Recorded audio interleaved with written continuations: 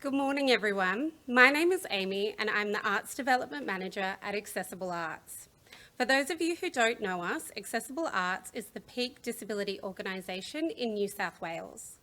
We advance the rights and opportunities for people with disability or who are deaf and to develop and sustain professional careers in the arts and have equitable access to the arts and culture. Before we begin, I would like to warmly welcome Daniel McDonald to commence our event with a welcome to country.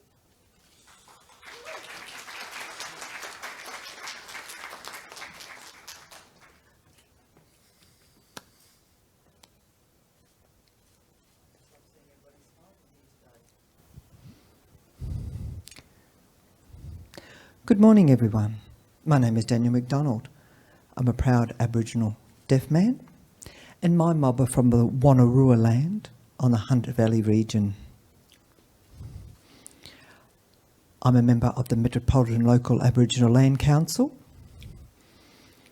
and I'm involved in the First Peoples Disability Network, and also I'm on the advisory panel of the Sydney City Council. And I'm here to give you a warm welcome to Gadigal land.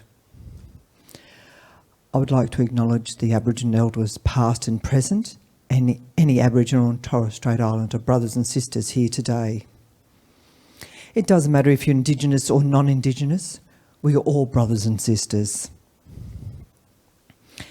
As we joyfully meet here on Gadigal land, it is only right that we honour and pay our respects to the traditional custodians of these lands and waters. Today is the 19th of September 2023, and we are here at Accessible Arts to build your future, to build your audience here at the Bell Shakespeare. And I want to welcome the panel today, and I'm looking forward to hearing what you have to say. I'm looking forward to it. I think you're all nervous. You'll be fine.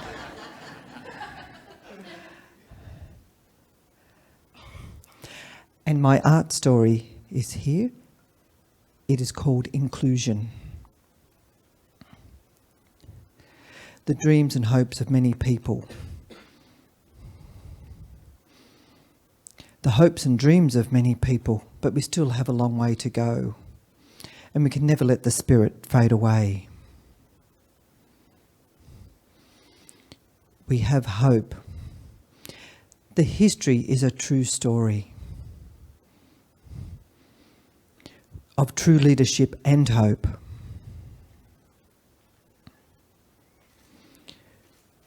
We need to have hope and for it to change for the better. Hope is never too soon and hope is never too late. On Gadigal land here today stands another us. We are a confident, proud, all-inclusive community. I'd like to acknowledge the people before us who have struggled and forged the way so we can enjoy the freedoms we have today. We need to remember the past, respect, acknowledge and love in the present. We need to have inclusion and understanding and hope for the future. Thank you.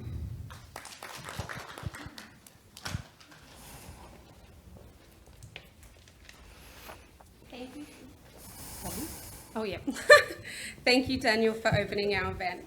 I would like to thank Bell Shakespeare for hosting this event and delivered by Accessible Arts with the support of Create New South Wales and the City of Sydney. Today, we are joined by an expert panel, Olivia Ansell, Festival Director at Sydney Festival. Janelle Ryan, Accessibility Operations Manager at Sydney Opera House. And James Winter, Co-founder and Director of Brand X. The theme of the panel is Build Your Audience, and we will hear from these leading Sydney venues and organisations as they explore ways to better connect and engage with the 18% of Australians living with disability through prioritising access and accelerating representation. At the end of this panel, we will have some time for audience questions. For our online audience, so this is a hybrid event today, these questions can be submitted via Slido, which is embedded to the right-hand side of your screen. And for those using keyboard navigation, you will need to tab past the video controls to access this. Alternatively, you may submit a spoken question with a microphone if you're in audience, or you can use the Slido QR code up on the screen now. If you are an Auslan user, you can message Accessible Arts through our Facebook page and submit a question that way. I think that's it. Please know that we have a wonderful full audience today, so it's possible we might not get to all the questions that may come up during the panel. And lastly, I'd like to introduce our MC, James Evans, Associate Director of Bell Shakespeare. James is an actor and director and was last seen in Romeo and Juliet at the Nutshell, which is next door. Welcome, panel. Thank you very much. Amy, thank you so much for that introduction, and can I say thank you, Daniel, for that absolutely beautiful, moving, inclusive and uniting welcome to country. Thank you so much. That was a wonderful way to start our morning. Welcome to all of you joining us online as well for this stimulating and exciting panel discussion event on building our audience. The 18%, reaching that 18% of the Australian population who identify as having a disability. What are we doing? What can we do better? And that's what we're going to be talking about with our panelists today, who are, now, this part of the discussion is always the most awkward, where you sit with gritted teeth as I talk through every single production that you've ever been involved in. So I'm just going to keep it brief, keep the intros brief, if you don't mind. Olivia Ansell, friends, as you know, is a leading curator, producer, director and performing artist, choreographer, currently the director of the Sydney Festival, and was previously head of contemporary arts, contemporary performance at the Sydney Opera House, among other roles. Janelle Ryan has worked in the arts industry for over 23 years, now head of accessibility ops at the Sydney Opera House, where she's responsible for all of the Sydney Opera House's extensive access action plans. And James Winter here is a theatre director who's worked at State Opera Company of South Australia, at State Theatre Company of South Australia, among others. Co-founder of Brand X, which we'll talk about in a minute, and the amazing work that they do repurposing properties for creative projects. Also a member of the City of Sydney's Cultural and Creative Sector Advisory Panel. So welcome, all three of you, to this panel. Now, of course, if you want to build an audience, it's not just about spending more money on marketing or promotions and so on. These days, it's becoming increasingly important for organisations to explore lots of different avenues for engaging with their current audience and, of course, drawing in new audiences. Now, the esteemed panellists we have with us today represent arts organisations that are at the forefront of this exploration, focusing on building connections, on fostering representation and nurturing creativity. And in our discussion today, we're going to be talking about engaging audiences, audience members with disabilities. But if representation matters, which we all agree it does, we can't talk about engaging audiences without also talking about engaging and employing artists with a disability. So we're going to start there. Olivia, the Sydney Festival obviously has a great history of programming works by and with artists with a disability. What have been a couple of notable highlights for the festival? How have you connected with audiences with those projects? Thanks, James. Before we begin, I too acknowledge that we're on Gadigal land and pay my respects to elders past and present. In terms of Sydney Festival, I think one of the major highlights for the festival in years gone by was back in 2009 when Fergus Linehan curated Small Metal Objects by Back to Back Theatre Company. And I think that was at an interesting time where maybe we weren't seeing as much work presented by artists with a disability than we would now. And I think that was such an extraordinary moment of theatre in Australia. And if you look at the sort of the pathway that Back to Back have had since then, the popularity of that work and what that work did in terms of visibility Yep. and attracting a whole new realm of audiences and awareness.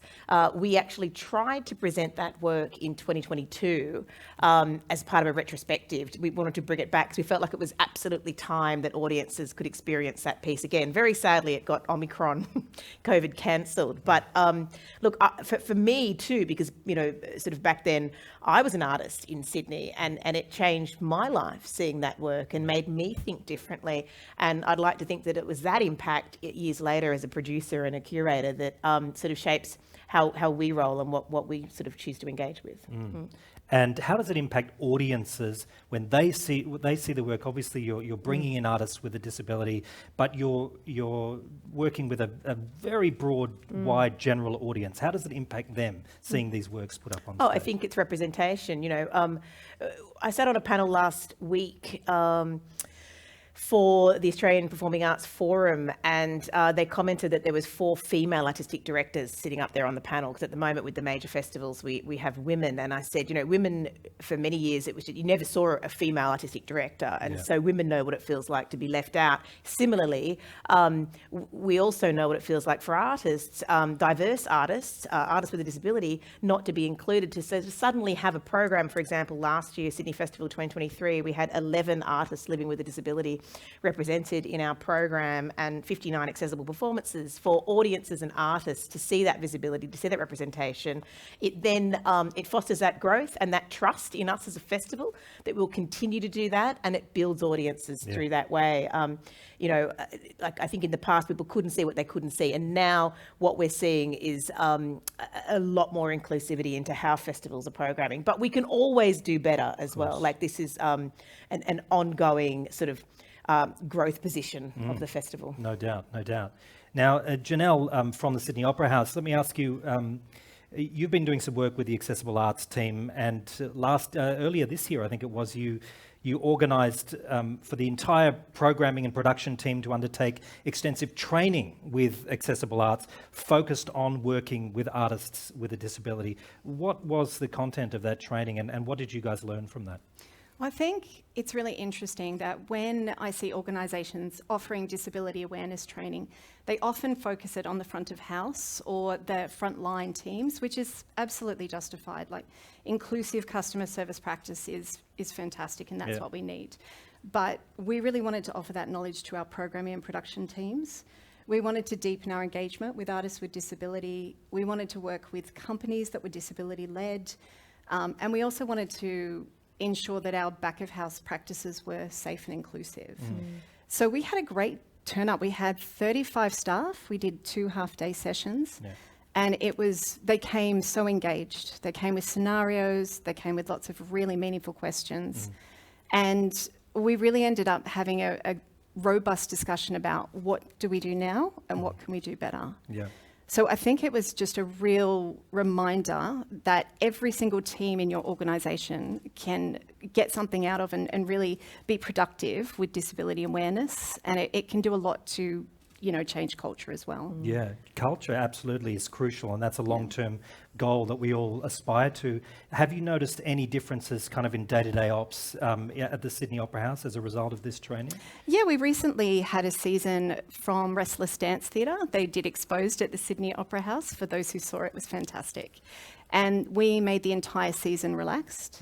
And it was just the little things, like when we were setting up the after party for opening night, we had a ramp to the stage. I know that sounds small, but it didn't have to be asked for. It didn't have to be the artist didn't have to say, well, I need this, this and this. The teams discussed it and asked them because they knew that would be required. And it's just those little bits and pieces of making inclusive practice just part of every day. Right. Yeah. So I think it's incredibly valuable. Yeah, fantastic.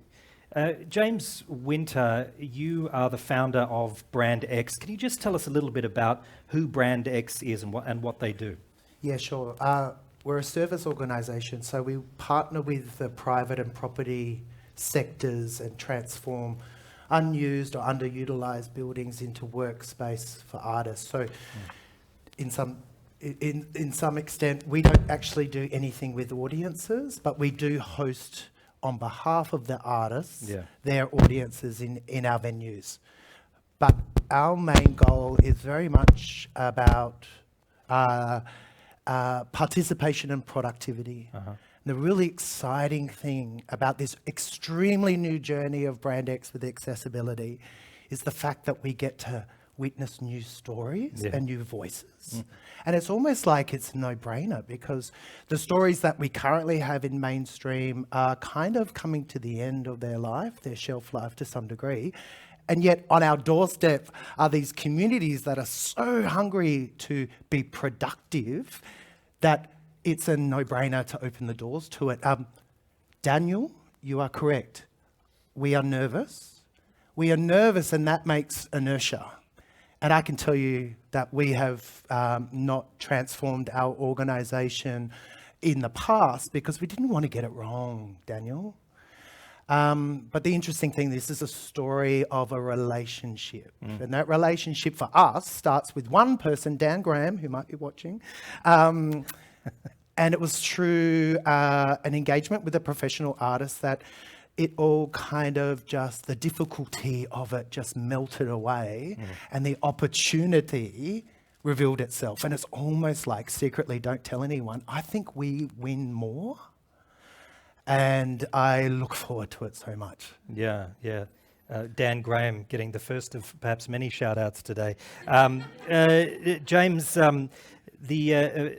there's a residency at the moment at BrandX, the Flying Nun Performing Arts Residency, which is really opening up the doors for contemporary and experimental arts practice. And you've actually embedded access into the program. How has that expanded the reach of artists applying for this residency? Fine. So this has all been through consultation. Number one, big, huge thing, always ask. And ask the experts in the room, and those experts are artists, professional artists with lived experience of disability. So that through their generosity, but also us doing homework first, they just provided us with such simple tools. Oh my goodness. You know, just even the way in which you communicate an opportunity in a couple of different formats. It's quite easy. Also offering like kind of soft deadlines as well. Also making sure that we're able to receive applications in different form and formats as well. But then also providing time and people and dedicated people and a budget. So that then that person, that artist can approach us in the shape and form that they need to be able to communicate. And in actual fact, that probably is a lot more better than the archaic systems that we think about when we're applying for arts funding or opportunities and stuff like that, because that's where the richness is, right? Is the relationship that you have with the presenting artist and that kind of stuff. So simple things that happen so that we can do what we say on the tin. And then that kind of then moves into the audiences that we host on behalf of the artists.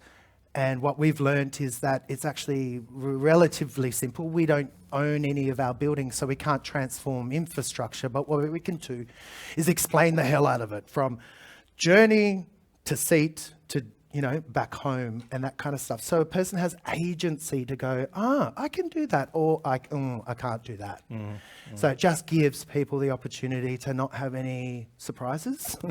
And we abled people demand that as well. So the freaky thing is it's all about justice, right? So we are probably more likely to be able to transform a lot more, and that is just simply looking at the detail and consulting with lived experience and then applying that as soon as possible. Thank you, James. That's great. Now, Olivia, let me ask you, we talked a little bit about the work that the festival has done in the past with artists with disability. Your role obviously is the chief curator. You've got to put this festival together each year. How do you go about seeking out new opportunities to support and develop work by artists with a disability? Well, it's deeply collaborative, and I'm sitting here in a room with a lot of my peers from the programming team of Sydney Festival. Yep. And it really is a team effort. So the entire programming team build deep relationships, myself as well, with the local, interstate and international arts sector. Yep. It really comes to, I mean, you know, there's this sort of like,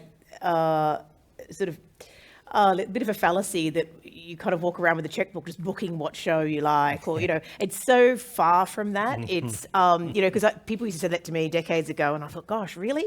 I just imagine like Leo Schofield flying around on a plane with a checkbook. It definitely isn't like that. It's deep, deep conversation and collaboration, and it's people like James will be having a conversation. I mean, a lot of the amazing new work that comes through Brand X comes to the festival after it's done like a small season, and then an artist might write another funding application and develop that further, and then it ends up in the program. Like, it's this ecology that happens. And there are these chance opportunities where you have a conversation with somebody and you learn something that another stakeholder is doing. They tell you about an artist. Like last year, we presented a one-woman theatre play by an artist with lived experience with dwarfism, and the only way I would know about that work is keeping close to Craig Donarski at Kashula Powerhouse. And so it's conversations and conversations, it's meeting with peers internationally. What have you seen? What are you working on? Keeping close with accessible arts. And as Rebecca Spicer, our associate producer, is going up to the Undercover Festival this week in Brisbane. Lots of relationship building and conversations. And, I was actually thinking, though, just before this panel started, a lot of artists are represented by agents, particularly, I think in Australia, we sort of know our local sort of artist ecology, so we have direct dialogue, but with international artists, sometimes it's a direct dialogue and sometimes it comes through a third party. And I was thinking about the export of artists with a disability to festivals internationally and thinking, I think there's a space there, like, for an agency to represent these incredible artists, these contemporary stories. Like, how is that reciprocity? Is that happening? Is that a thing? Can we make it a thing? I'm not. I should talk to Back further about that. I know they have that type of representation internationally, but has government been involved? DFAT been involved in helping with certainly that? In funding some of these projects to get overseas. So I think Restless Dance Company and Back are great examples. But I think that raising awareness of the incredible work happening here in this country and how we can share that work with the world, I'd be curious to sort of know what we can do further to support that. Yeah, fantastic. Now, Janelle, this is really interesting because you have currently started exploring accessible technology initiatives, new tech like haptic vests, which help people to feel what music feels like if they can't hear it. So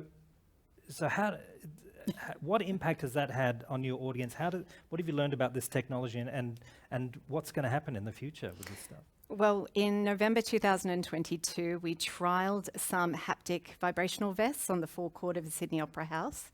It was for Fat Freddy's Drop, and we had some adults from Deaf Australia come down and try those out. And that was thanks to Paul Nanari from Department of Regional New South Wales and Government. He loaned us those vests.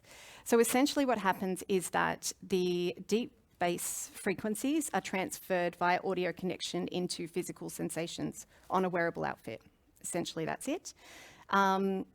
It was a really interesting trial. It wasn't entirely successful, I would say, because it only transferred the deep bass frequency, so you only really got an overwhelming kind of thump, thump, thump of the experience. So I've done deep diving, come across super interesting people in this space, the people that are working on this emerging technology from all over the world.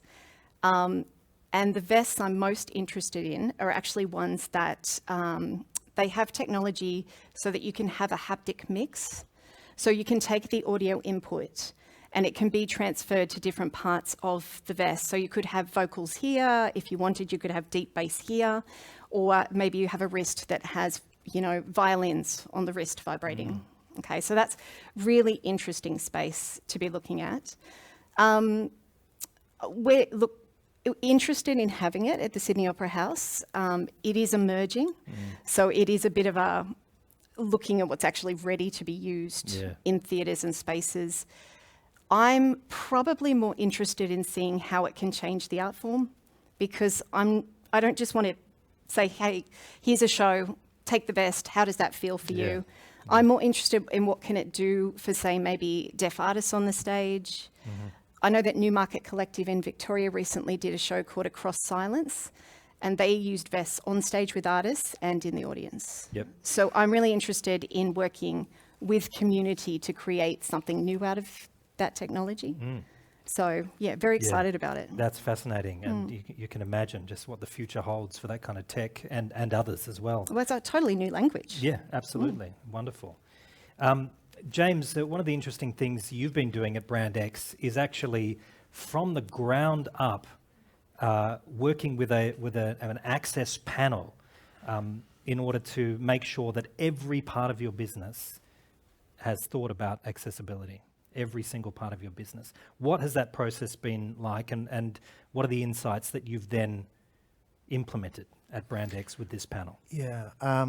So again, it starts with a relationship, and that relationship was immediately entrenched in a professional contract. So it's a paid position, and then Dan's job was to then convene peers with lived experience. And those peers are paid, and then some are in the room. My bosses are in the room. Yeah. And given authority, right?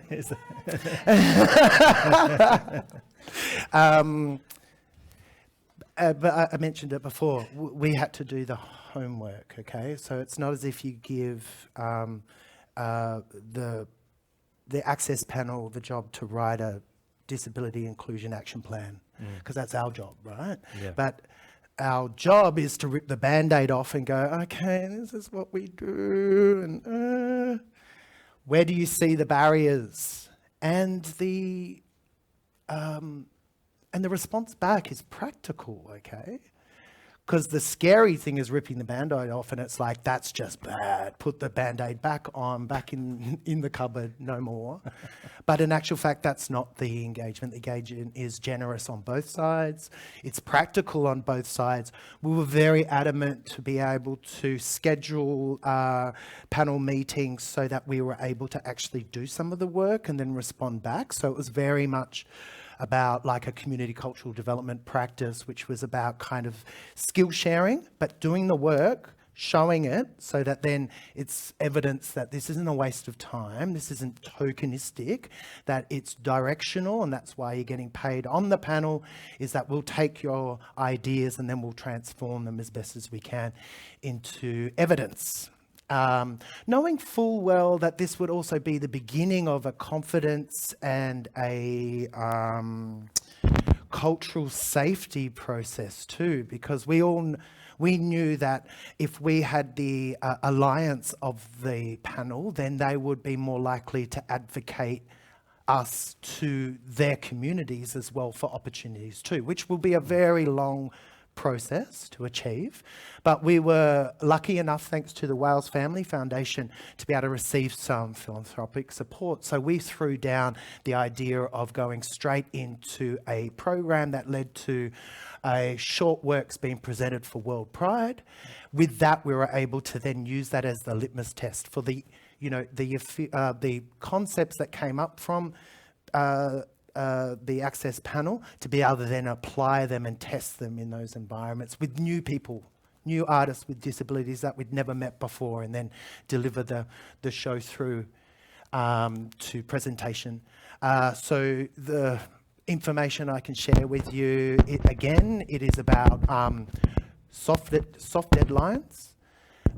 It's also about like crip time, so making sure that like the schedule isn't kind of against. Is that me?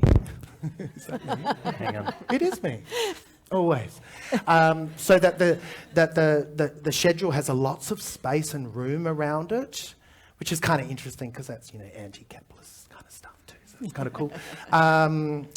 Quiet spaces, lots and lots of money for support needs that come up from time to time, knowing full well that people are in or out of hospital, in and out of medical care, or have like side effects from medication, having lots of moments where really the desire to get the deadline done was kind of not really all that important to us.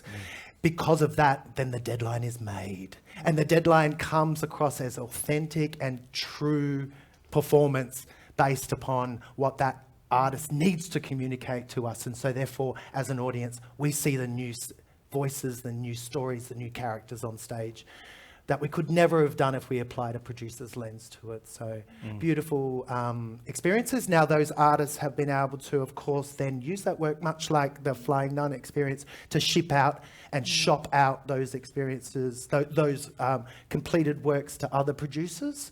And so that has happened, of course.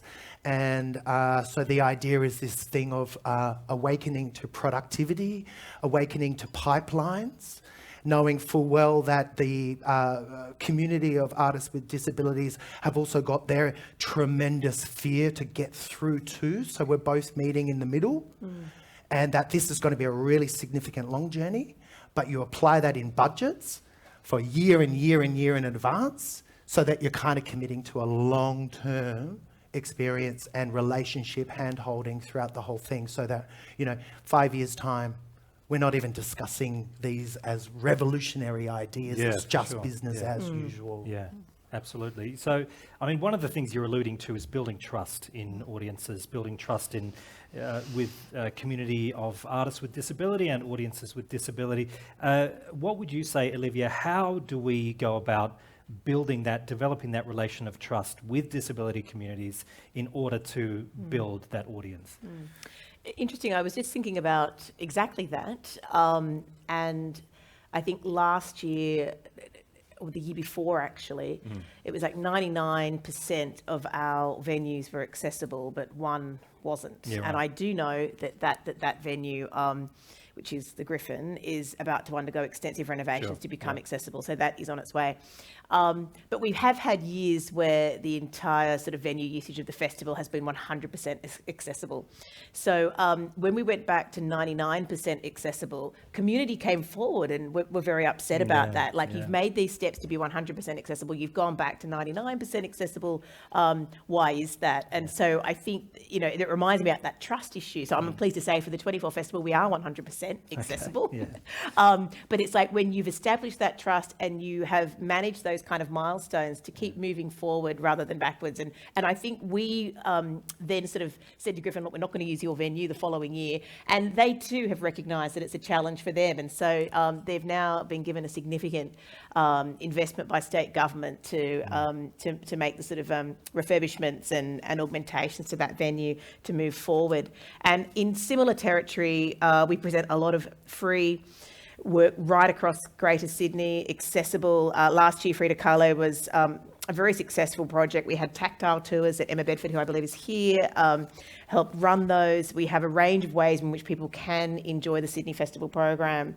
And it's just to continue that and to increase it. So you build that trust, and the programming team are very careful and conscientious in making sure that whatever we offered last year, we do better even again the following year, be it if it's vision impaired, if it's hearing impaired, if it's an access challenge, in terms of physical access to a particular location. Like, we tackle everything to make it seamless for the audience. And I will also say that as a result of COVID, Sydney Festival at Home has been something that we're very committed to. So we started that in 2022.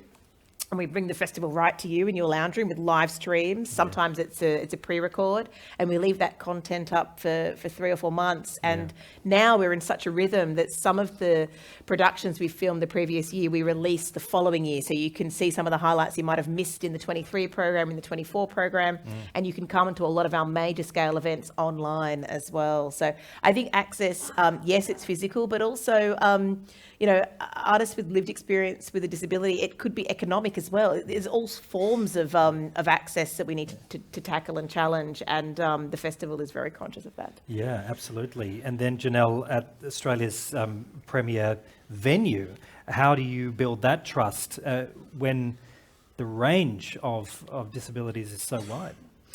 Yeah, I think that what I've learned from working in this space is that you have to do what you say you're going to do, and you have to be honest about the things and transparent about the things that you can't do at a given moment. I think I've built trust with audiences year on year by being transparent and delivering exactly what I said I'm going to deliver.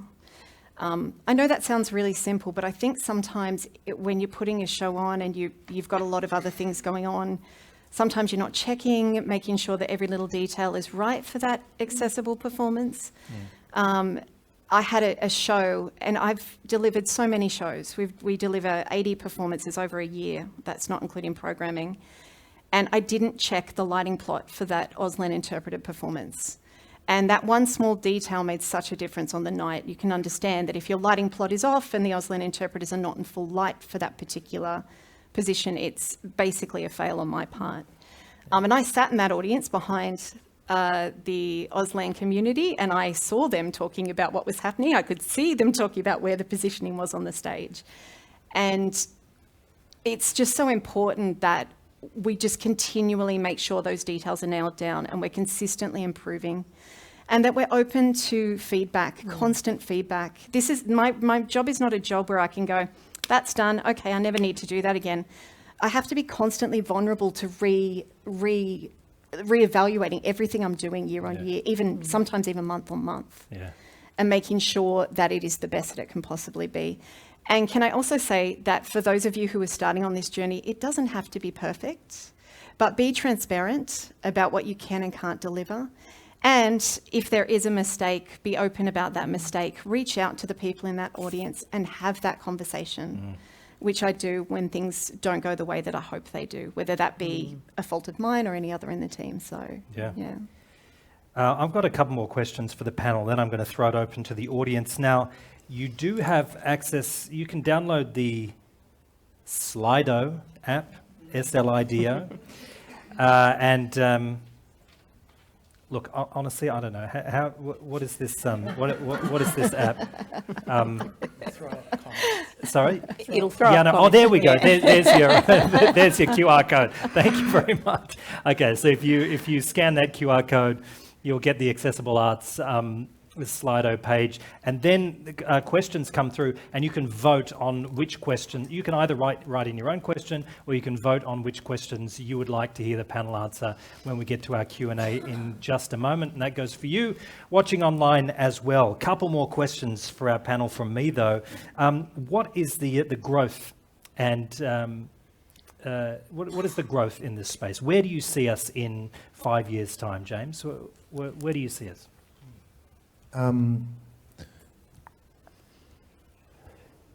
Well, I think it will have an immediate impact on audience numbers. Yeah. I think it will have, those audiences won't be the subscriber fossil, but there'll be a population that is hungry for representation and hungry to see themselves on stage and hungry for representation, and so the dynamic between the audience and the stage is going to be so electrifying, because it's the first reveal and not the last reveal. And then, of course, there'll be new actors, as in like your agents of change in organisations, but also on stage, and also the new mentors for new voices and stuff. I was very fortunate that I cut my teeth as a dancer and a director at Restless Dance years back in Adelaide days, and so that's transformative, that experience, that deep dive into culture. And so then that having that exact same experience with audiences and also organisations transforming, it's phenomenal. It's revolutionary. So Olivia, you've got 2 more festivals to program. Well, you've already done 24, 25's coming up.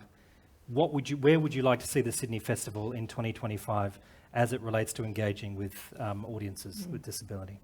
I think to continually increase collaboration with artists with a disability and see greater representation on our stages, but also increase that visibility and collaboration and awareness through all aspects of what we do. Like, it'd be great for the role I have now at Sydney Festival to, in the future, be an artist with a disability in this role as the festival director of Sydney Festival. That sort of, where can you see the future? It's like to continue that diversity and that representation, and to create the pathways to enable that.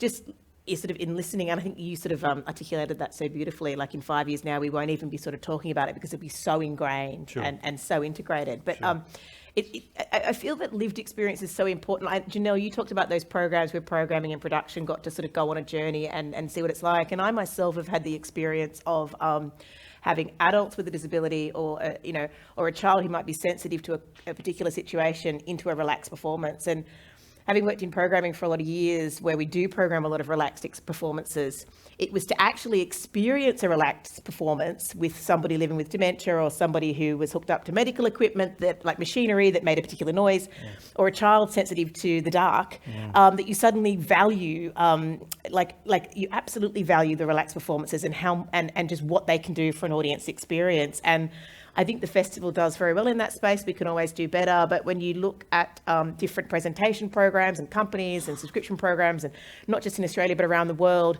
is that fully integrated yet? And I don't think it is. I think there's just so much further to go, and it's forums like this, regular conversation with the industry, that can help improve that. Yeah, absolutely. Janelle, how about you? 5 years' time, the Sydney Opera House, where are we? Using integration. I think that everything I'm working towards is about pursuing and prioritising works that are integrating. I've seen lots of fantastic shows that are integrating Auslan as part of the performance. Audio description is my particular passion.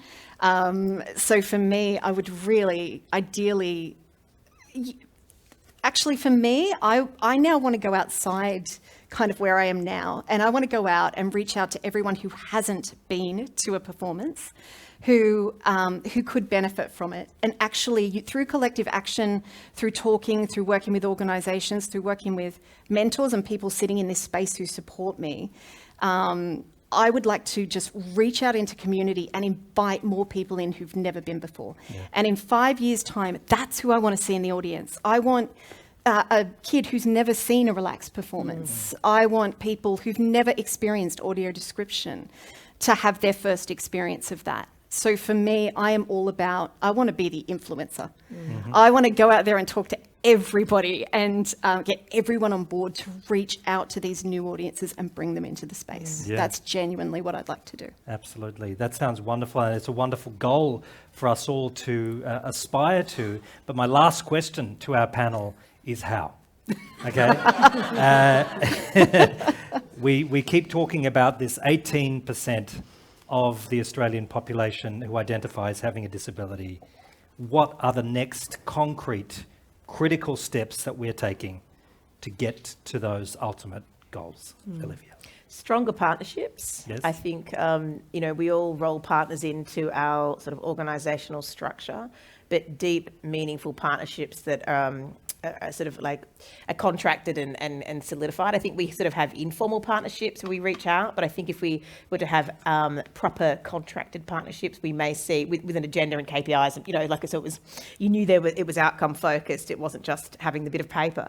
I think that's step one. And also you have to reflect on your artistic strategy and where does that align through the strategy, because we're all working to achieve the KPIs that ladder up to our, respective strategic plans. I think we're at a really opportune time with the new arts and culture policy about to land. I was told by Minister Graham, our arts minister, last night that that's coming out in December.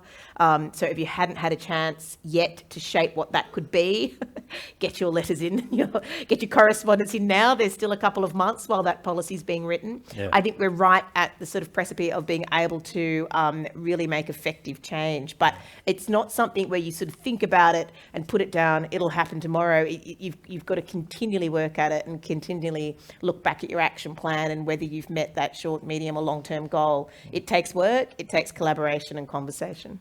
Absolutely. James, what do you think? I think the most important foundation is consultation, time and listening, and as best as possible turn into action, place it into strategic plans, allocate budgets to it, commit it into future strategic plans, has to go to governance.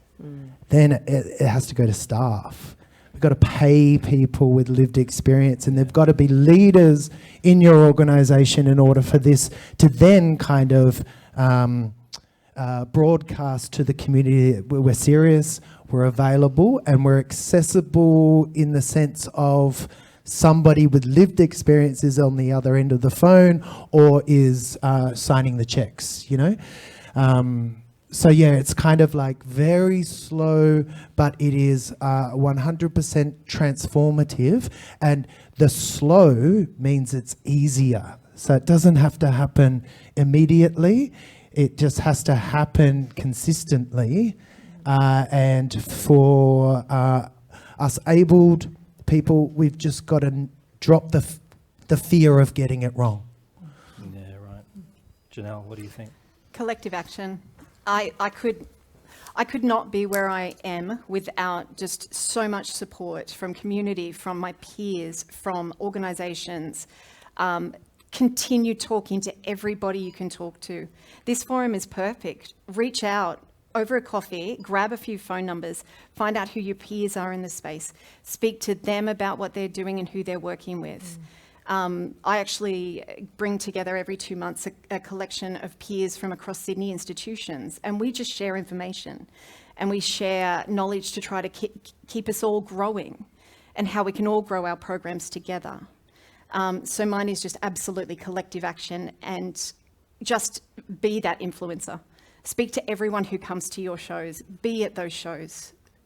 Chase them up afterwards if they're okay with that. Have conversations so that you can continue to deepen and grow those audience relationships, and they'll bring a friend and they'll bring a friend. And I know it's slow, but it does actually build. Thank you so much to our panel today. Will you please thank them? Janelle, Olivia and James. Now, we do have time for some questions, and I was wondering maybe we can take any questions from the floor to begin with before we get to our iPad here, our Slido. Anyone want to volunteer a question from inside the room? Yes, up the back there, please.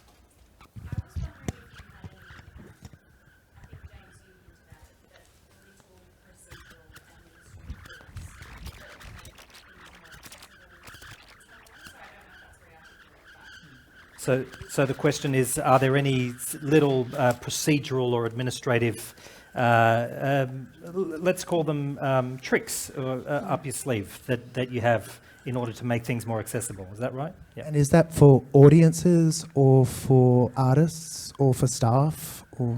I suppose both. I think you hinted at like soft deadlines and things like that. I was just wondering how you might put that in place, and then how that would be. We've just gone through disability confidence training with Accessible Arts, which I highly, of course, recommend. So we're experimenting with Access Rider at the moment, and for that to be an all organisation thing. So even if you identify as being an able-bodied staff member, you still are asked to consider your Access Rider conditions. And I just love the idea of rider because that's so sexy and it's so strong and it's a very powerful thing. And so that's kind of it. The beginning point, because what it is about saying it's a disclosure, which is quite frightening, but then it's also, and it's asking the question and then applying it, you know. It's almost like we need to all wear T-shirts, which is something like, you know, how can I make, you know, my environment allow you to thrive right now? What do you need for that? We'll work on the wording, but I'm not in marketing, but if anyone can help out. We have a brochure that goes out every year that sort of talks about the festival's program, you know, the 170 odd events. I mean, there's about 60,000 copies that go out on recycled paper, and we do recycle them afterwards. But we also provide that in a very, like, you know, in a myriad mode of ways. So we provide it as an MP3. So you can listen to the program, and we employ voiceover artists to sort of do exactly the same as looking at a program, but orally. We provide it in large print, so sort of big A3 versions of the brochure that we post out. We also provide it in Braille. There's a range of modes in which we communicate the program to our audiences with a disability to make sure that sort of like no audience member is left out. And that's, you know, an administrative duty that the festival's been doing now for many years. And I'm sure that would transfer to an EOI, to artists, what have you. Yeah. Yeah, and I would note that all of these things take investment, you know, and takes the will to actually drive that investment, find the money, and get it done. Did you have a question over here? Yeah, it was actually so similar. Oh, okay. But it was just about, James, what you were saying about making up the application process more accessible, because we're from Sydney Film Festival, so we rely on online submissions for a lot of the local films that we get, especially in our screenability strand. And so in what ways can you make that application process more accessible, more inclusive to get more people to submit? From our experience, we offer video uploads for each of the questions. We've also had to really release the idea of applications need to be 40-page documents as well, because that's impossible. And it's also impossible for many artists anyway. And then also having the time for an applicant to be able to speak directly to someone with lived experience, just to check that it's doing what it says on the tin. And then also offering face-to-face. So it's kind of like 4 options as alternatives to the written standard Google Doc or whatever. What's your experience? I don't deal with that side of things, but yeah, just offering alternate options. And I mean, you could also have a look at who you've had in the past make applications and speak to them and get that feedback, because really the only way you're going to know about your process is gathering that feedback and being open to having those discussions with artists that are out there. Yeah. Okay, we got our top question here from the app. Here we go. Like heaps of thumbs up on this one. So, how do you combat people in your organisation who consider changes too difficult, not important enough to put effort, time and budget into? What do you reckon? I start small. Yeah? So I just start with, we just need to do this. And then we need to add this. And then so I just start very small and I explain the reason for my small change. And then I really have this really long-term plan. So yeah, I just start very small. Yeah, playing the long game. Olivia, Yeah. what do you reckon? Oh, I like that. I might borrow it. Because I do the opposite. I go big, and then if I don't get the yes, it's really disappointing. And sometimes I won't back down. So I sort of like I'm going to learn from Janelle, I think, and start small. Yeah. James, do you even have these people in your organisation who say it's too difficult? No. Well, of course, I've got my governance. I've got my board, who are my bosses. I think there is maybe a little bit of resistance there because that actually attacks something that's core to leadership and that kind of thing. Yeah. And it's always falls into a comment of, well, we don't know anybody. Stories and that kind of stuff. Yes. I think there is a tremendous a lot of work to do on the top tiers of leadership for a small to medium organisation such as our own. We're in a much more privileged position where we can be nimble as opposed to having to answer to major government or major stakeholders. Yeah, that's interesting, that question of we don't know anybody. Annabelle Crabb recently wrote an article about that exact question, which you should check out. And the answer to it is just look harder, look more, keep looking, And the example in that case was about the casting of Hamilton in Australia, and the producers saying, "Oh, how are we going to find so many actors of colour?" And the producers in the US said, "We'll just keep looking," and they did, and they found an amazing cast. So can I also just add to that point? Another way of doing it is really get involved in your strategic writing, because as soon as it's in that strategic plan, that you can hang hooks on that all day. And if you're able to give that fantastic pitch, and we do have a great leadership team in terms of seeing that strategic vision, you can just hang so much on that then. So I would say really get involved in strategic writing and get into into the ears of people doing that strategic writing. We also have an access committee, and on that committee are stakeholders with lived experience with a disability, and that committee meets several times a year, and the access plan of the festival is tied up to sort of the agenda of why that committee is meeting. We also have a sustainability committee, and obviously, an audit, a risk. There's so many committees, but it does make sure that those systems and processes are being implemented, and it doesn't just go in a plan and then never get pulled out of the drawer. Yes. Yeah, absolutely. Other questions in the room at all? Other questions in the room? Okay, I'm going to go to the next top one here on the app. How can mentorship and training be tailored to support artists with a disability in this sector? Mentorship and training. What do you reckon? Mentorship and training, I think, again, there's informal systems in place, but some of these informal systems need to be formalised to get the richest of outcomes. Yeah. And I think that's a matter of, again, conversation and progression, and bringing organisations together to step in and formalise that type of mentorship. It could be that you take like Canduco in the UK, or Limitless, or Ability Festival, and or one of our companies like Back to Back, or there's many other independent artists like Dan Dorr, for example. And there's a host who could be a company or a festival that helps facilitate with their own cash, as well as funding, to find that mentorship and that program that can recur. It's kicking off that conversation and people coming together to formalise it.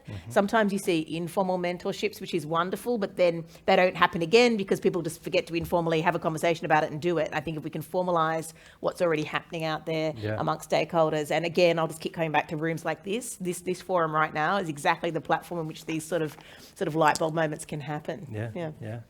What do you think? Mentorship and training, Janelle? We actually are involved in quite a few mentorships with Accessible Arts, and the most recent springs to mind. There was a framework for it, but we essentially sat down with the artist and said, what do you need from us?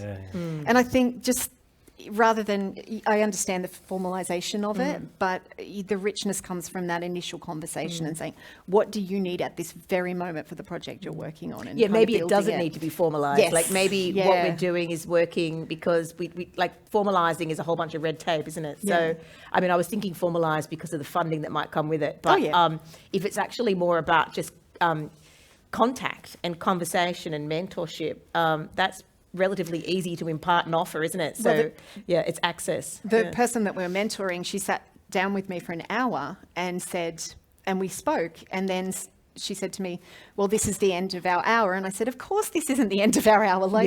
We are now connected, so you can come to me at any point and have this conversation, I think that's really interesting, because we've always got to remember that these communities have been locked out and are denied access.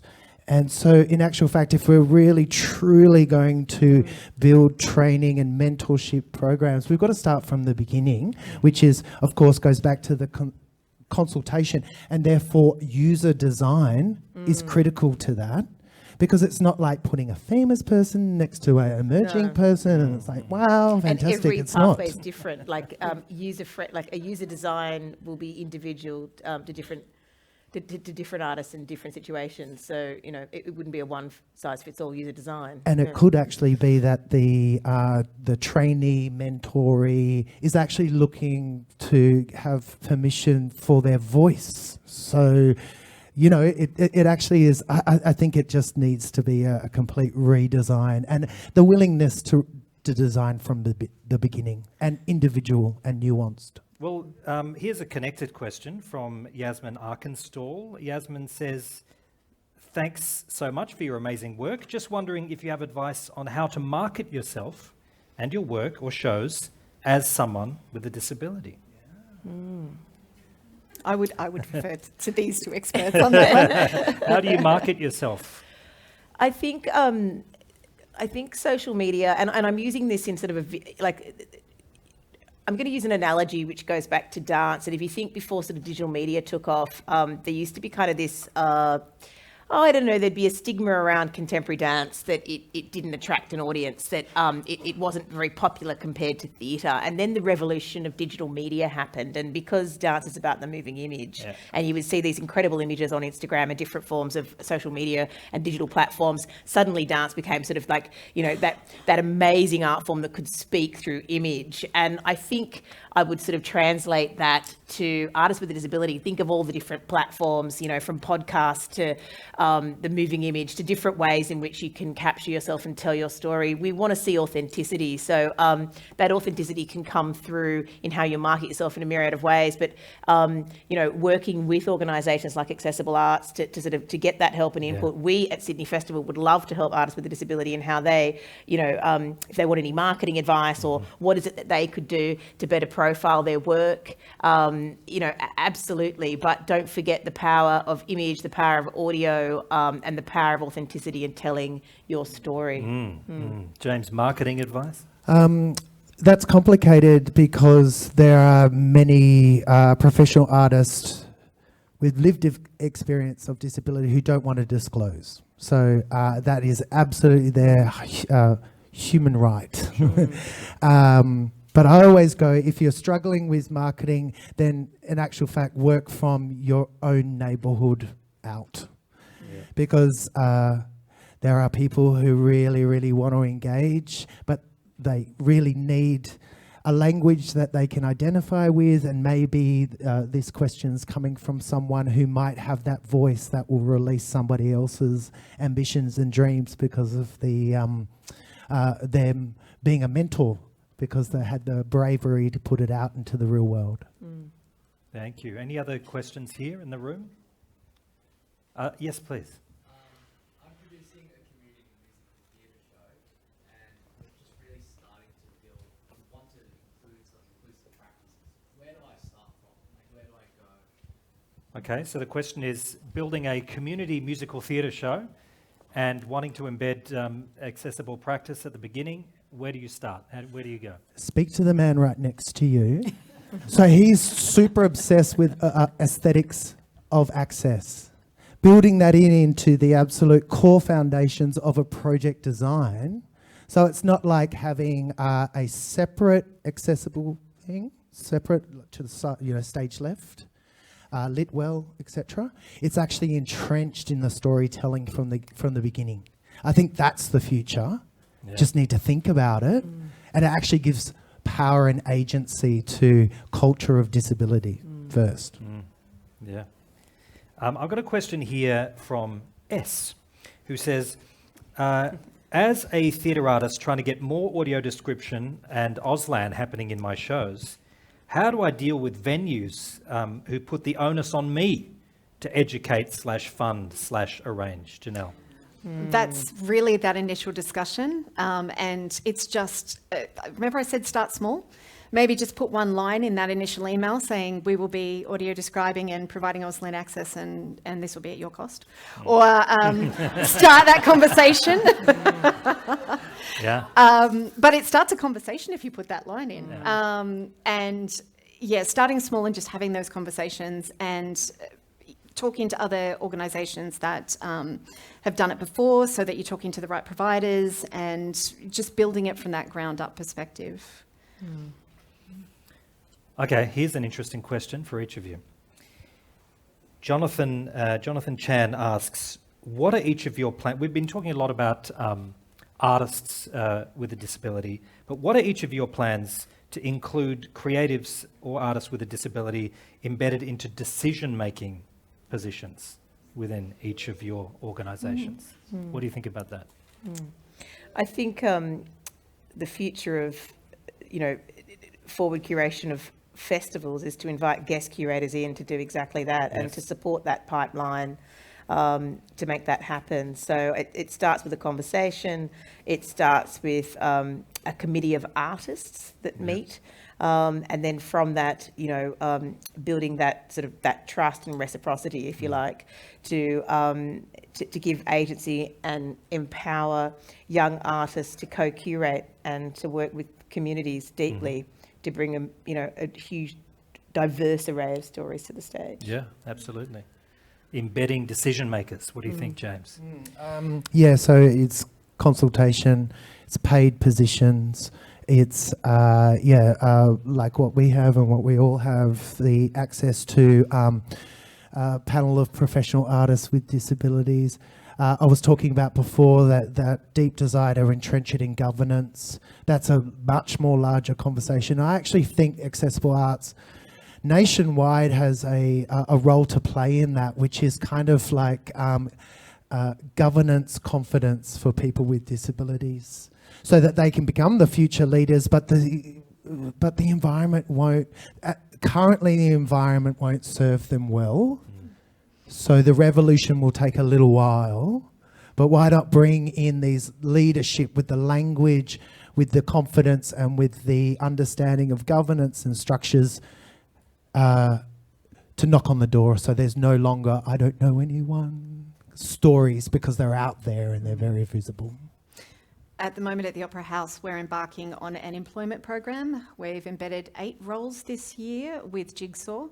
As part of that program, we're looking at, we've got mentorships as part of that program, because we understand that coming into the culture, we want to make sure that someone feels safe and that they continue to enjoy that experience of working at the Opera House. And we're really focused on increasing that representation across the board. What's interesting is when we do an official survey of how many people working at the Opera House have disability, it's not that great a figure. But when we do an unofficial survey or an anonymous survey, it's actually a lot higher. So it's also about creating safe practices from within, so people will identify. So we make sure that that representation is can be, discussed, and we can bring it to the lived experiences to the fore, so it becomes part of that person's experience in the job. So really just working really hard to increase representation. That's exactly what we've got to do. Okay, great. We've got time for just a couple more questions. Just a quick one for you here, Janelle. If you fail, asks Olivia online, if you fail at delivering something to an audience, e.g. incorrectly lit Auslan interpreters, do you refund tickets? Absolutely. Yeah? Yep. Okay, well, there you go. That's easy. That's it. Any other questions from the room before I take the last one? Yes, please.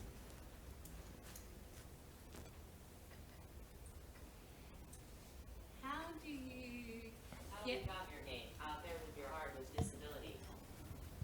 How do you get your name out there with your art and disability? How do you get your name out there with your art and your disability? Get your name out there.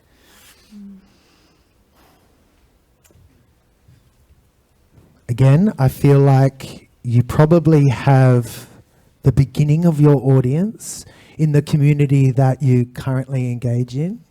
Because remember,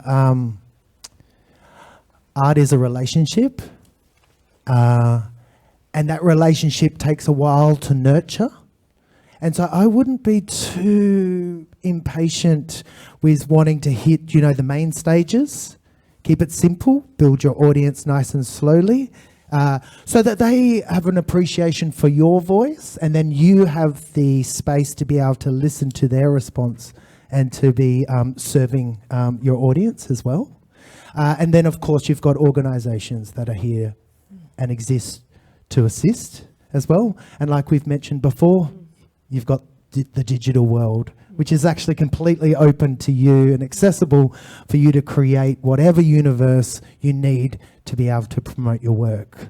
And hopefully we hear your voice up on a stage very, very soon. Absolutely. Okay. If there are no more questions from the floor, I'm going to take one more from the iPad, and then we are done. The last, most popular question is, how do you encourage large organisations to embed access at the beginning of a creative process of development rather than tacking on at the end? At the beginning rather than tacking on at the end. What do you think, Olivia? Ooh, there's best practice and then there's could do better practice, isn't there? Yes. And I think I have to say the festival is very vested in access. We plan every facet, of the festival with access in mind, and we have a dedicated team, like a subcommittee of the organisation that do that. When we're creating work, like for example, we've got an oratorio happening at Coney Island in Luna Park, and actually Rebecca, who's working on that, access is part of that conversation with those artists the whole way through from the very beginning. But we also present works where the work might have been made, a year ago or 2 years ago.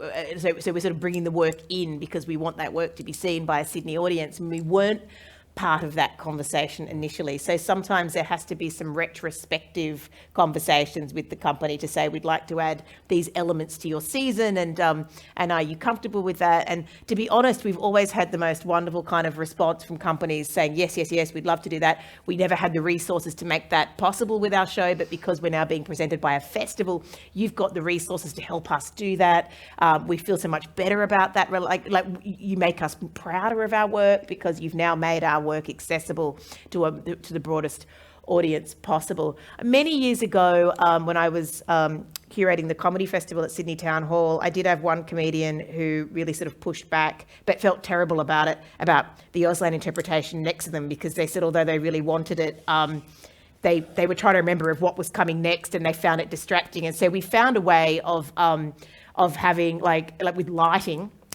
We actually worked through that and found a way to have the Auslan interpretation at a particular area of the stage, so the comedian could be over here, and there was different colour washes would come across the comedian, which would signify a 2-hour set on stage, would signify the next part their content. And so we just worked through it. We just sat down with their agent and the comedian and had a big conversation about it, and we made it work. But I do think without that conversation prior to that, every time the question had come up, I think it was a fear of getting it wrong. It got shut down. But this time we pushed through and had the most brilliant outcome. And we even made sure that the seating in that theatre, we had an accessible section, so they had the most direct access, to the Auslan interpreter. So we really did work it out thoroughly, and everyone felt very, very proud of getting there. So it's just, again, conversation, isn't it? Sure, yeah. A couple of cue cards, auto something. What do you think, James? Access at the beginning embedded rather than tacked on at the end? Yeah. So I think that's the outcome of the revolution, and I think that's going to take a long time, and I think there's a joint responsibility here. There is organisations transforming small steps, the inner workings of standard business as usual, but then it's also artists from lived experience having the courage to engage with organisations and to have use those platforms, but also to create their own work as best as possible, so that the revolution is from the groundswell, and then there's also then the organisational changes in order for that to happen. But the biggest liability is the sense of cost. So if that's the biggest concern that you would face, to be able to knit that kind of stuff into the DNA of, let's say, live performance, then in actual fact, that's probably thinking around about 3 to 4 to 6 year timelines of having budgets being informed by the needs for aesthetic of access to actually be knitted in from the beginning. It's a long process, but it feels like we've started it. Yeah. Janelle, final thoughts on not tacking it on at the end? So if you've got a large organisation or a group of leaders who are not engaged, they're not there yet, what I would suggest you do is provide evidence. I know that sounds strange, but get an accessible season, have an Auslan interpreted performance, have an audio described performance, and have photography, have feedback from community at that session, and bring it back to that group. So they may not attend that session, they may not have the concept they need to of what you're doing, but bring that evidence back to that group and tell that story of the accessibility and get them on board bit by bit. So in my life, having photos, having audio, having feedback from community that I've had at shows has been absolutely invaluable in getting next stage. So provide evidence is my big thing, and bring them on the journey, kicking and screaming if they will, but bring them on with you, they'll be thankful. Brilliant. Janelle Ryan, James Winter, Olivia Ansell, thank you so much for such a fascinating panel. Thank you so much. And I also want to thank our Auslan interpreters as well, who've done such a wonderful job here today as well. Thank you so much. Just to wrap things up, may I, Joe Erskine, Amy, do you want to hop up here? Joe Erskine, Head of Education from Bell Shakespeare, to say thanks on behalf of our host, Bell. Hi, Joe. Hello, thank you. Yes, if we haven't met, my name's Joe. I'm the Head of Education at Bell Shakespeare. Thank you so much to our panel and for everyone. What a wonderful vibe and feeling and warmth in the room. Olivia, James and Janelle, thank you for sharing so generously and honestly. I think it's really important that we've heard not just so many success stories, but just open sharing about not quite getting it right or things that we're still working on. And so many tangible ideas, big and small, to start moving forward with. It's been a really, really refreshing conversation.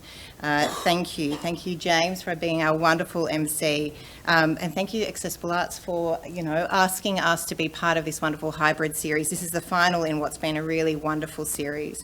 And thanking City of Sydney and Create New South Wales as well for supporting the series and making it all possible. We've been involved with Accessible Arts for many years, but I guess in a more formal sense since 2019, because, and it's very pertinent, that last question really leads to what I wanted to share about, which is a creative project that Bell Shakespeare and Accessible Arts have been working together with, which is led by director Dan Graham. Another shout out for Dan. Yeah, Dan. Dan is overseas at the moment doing wonderful things, so I feel I'm speaking on his behalf, but I did want to share with this room just a little bit about that project. The project's working title is Method in Madness, which some of you will note is a line from Hamlet. And as I said, it's led by director Dan Graham and Accessible Arts, and Bell Shakespeare is partnering and supporting this work. The idea was brought forward by Dan to Bell Shakespeare and Accessible Arts, originally about Shakespeare and neurodiversity, and looking at the concept of, were any of Shakespeare's characters neurodivergent? Do they have neurodiverse traits? And really it's evolved from there. We did our first creative development, would you believe, in February 2020. Very fortunate to spend a wonderful week in the rehearsal room with a group of neurodivergent artists looking at Shakespeare, and however it very quickly evolved to be really not about Shakespeare at all, although Shakespeare's involved a little bit, but the project has really become about sharing the experience of being a neurodivergent artist in the performing arts industry. And as part of the development of that, we've been doing creative developments with neurodivergent artists in the performing arts industry, but also 2 national call-out surveys. And there may be people in this room who completed that anonymous survey. And I thank you so much for sharing your individual, unique experiences of being a neurodivergent artist in the performing arts industry. And again, that spirit of openness and sharing to inform this really important work, which is going to take us years, but the next phase of it is another creative development here at Pier 23 with a group of neurodivergent artists in, it's a couple of weeks, Amy. It's mid-October, and as part of that, wherever we get up to over the course of those 2 weeks, there will actually be an industry showing of the work in progress. I'm also a playwright, so I've been working on that project as a dramaturg and a writer and co-facilitator. And so some of you may be involved in that project. If you have completed that survey, thank you so much. That and the date of the showing, I'm pulling a date out of my head. I want to say the October 25th or 27th. It's one of those. But Friday the 27th of October here in this room will be a showing of the work in progress, so we will be sure to share information about that should you wish to come along, because it's definitely an opportunity for us to share wherever we get up to and whatever the work is, and have feedback from you and from our industry on that. So thank you so much. I'll hand back over to Amy.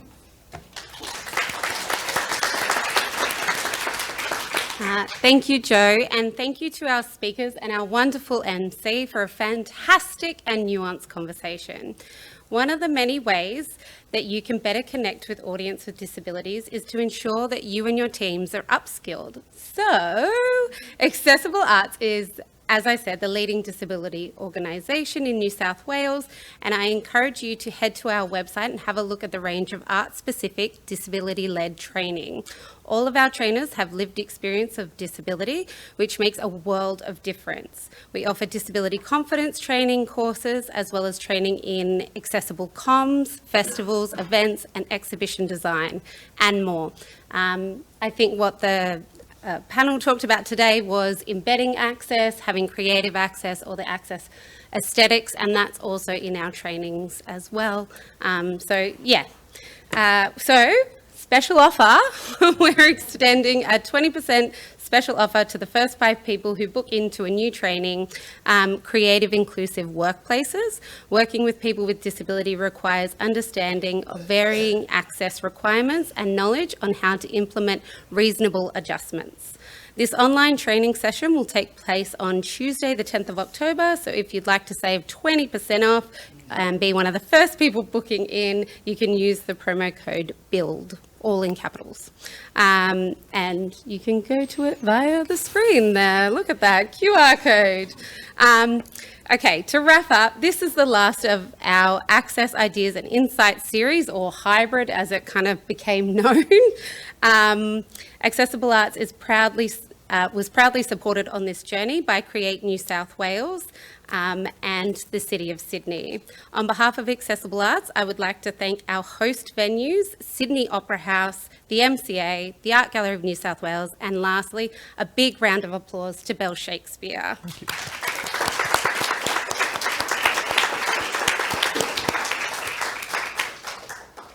This series has been an insightful deep dive into reimagined futures, digital access, representation, and community connections. We could not have done this without the wonderful team at Pyrus up the back. That's Adam. The Pyrus team, Adam and Jeff, have worked really hard with us on this series to make it a hybrid event and to make the series as accessible as possible. So we really thank you, Pyrus.